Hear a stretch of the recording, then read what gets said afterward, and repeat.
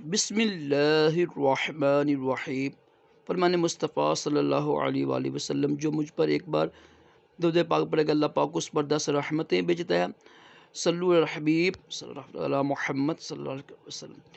3 انگلیوں سے کھانا کھانا سنت مبارکہ۔ راشد عطاری دعوت اسلامی کا فتویٰ لے کر پیش خدمت ہے۔ کوشش کریں آپ اس ویڈیو کو خوب شیئر کیا کریں، انشاءاللہ آپ کو ثواب ہوگا۔ لائک کیا کریں اور چینل کو سبسکرائب کیا تاکہ ہماری حوصلہ افزائی ہو۔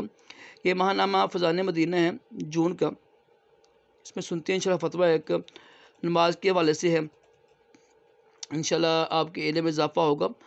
اگر شیئر کریں گے انشاءاللہ تو مزید انشاءاللہ آپ کو ثواب ملے گا، کیونکہ نماز کے بے شمار اہم فتوے ہوتے ہیں، اس کو اگر شیئر کیا کریں تو انشاءاللہ کوشش کریں ماہ نامہ فضائل مدینہ پڑھا کریں، اس سے بھی انشاءاللہ آپ کے علم میں بے حد اضافہ ہوگا۔ سنتے ہیں جی، یہ سوال کیا گیا ہے،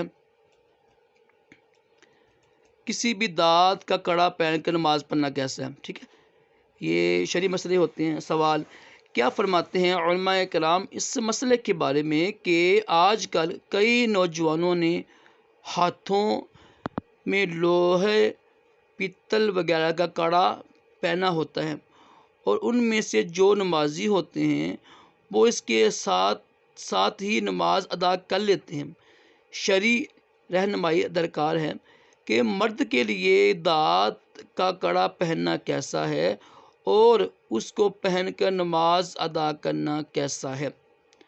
بسم اللہ الرحمن الرحیم۔ جواب، مرد کے لیے لوہا یا پتل یا کسی بھی دانت کا کڑا پہننا ناجائز ہے، اور اس کو پہن کر نماز ادا کرنا مکروہ تحریمی، یعنی اس حال میں نماز ادا کرنا گناہ ہے اور کر لی تو دوبارہ پڑھنا لازم ہے۔